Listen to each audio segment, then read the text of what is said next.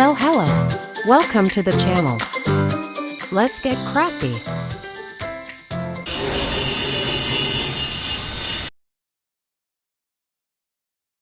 Let's create butterfly beads.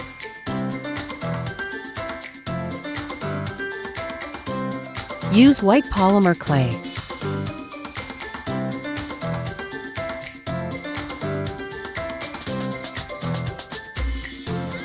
Roll it out to your desired thickness.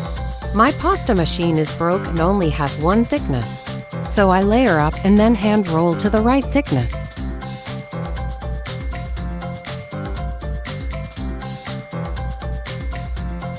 Cut out shapes with butterfly cutters.